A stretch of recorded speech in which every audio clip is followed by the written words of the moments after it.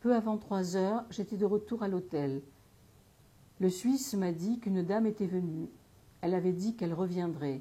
Je suis allée à ma chambre, puis je suis montée immédiatement à la réception pour payer. Ce n'est que lorsque je suis redescendue que j'ai remarqué un billet d'Asia sur le bureau. Elle m'avait attendue pendant longtemps, n'avait encore rien mangé et était dans la Stolovaya d'à côté. Je devais aller la chercher. Je me suis précipitée dans la rue et je l'ai vue venir à ma rencontre. Elle n'avait rien mangé qu'un morceau de viande et avait encore faim, et avant même de l'avoir conduite dans ma chambre, je suis repartie en courant vers la place et je suis allée lui chercher des mandarines et des friandises. Dans ma hâte, j'avais emporté la clé de ma chambre. Asia était assise dans l'antichambre. Je lui ai dit « Pourquoi n'es-tu pas entrée? La clé est pourtant bien dans la serrure. » Et la rare amitié de son sourire m'a frappée quand elle m'a dit « Non ».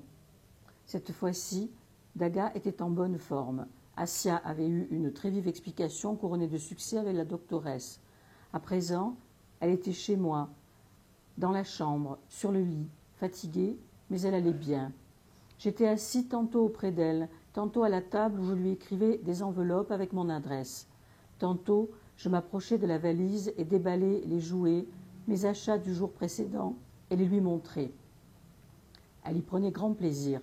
Mais pendant ce temps-là, et mon grand épuisement n'y était pas non plus étranger, je me sentais de plus en plus au bord des larmes.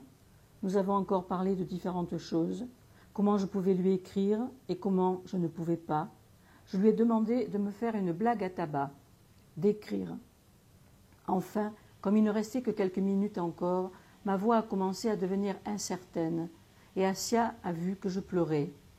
Pour finir, elle m'a dit « Ne pleure pas, sinon je vais devoir pour finir pleurer aussi, et une fois que j'ai commencé à pleurer, je ne m'arrête pas aussi vite que toi. » Nous nous sommes étreints avec force. Puis on est monté à la réception où il n'y avait rien à faire, mais je ne voulais pas attendre la Soviaducci. La femme de chambre a fait son apparition. Je me suis esquivée sans donner de pourboire.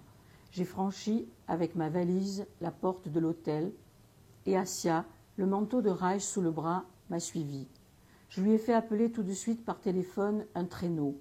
Mais alors que je voulais monter et que je lui avais déjà fait encore une fois mes adieux, je lui ai dit de m'accompagner jusqu'à l'angle de la Tverskaya. Là, elle est descendue. J'ai tiré alors que le traîneau se mettait déjà en marche, sa main, une fois encore, ici, en pleine rue, contre mes lèvres. Elle est restée encore longtemps, immobile, et a fait des signes. J'ai répondu, depuis le traîneau, par des signes. D'abord, elle a semblé marcher en se retournant, puis je ne l'ai plus vue. Avec la grande valise sur mes genoux, je suis allée en pleurant, par les rues crépusculaires, à la gare.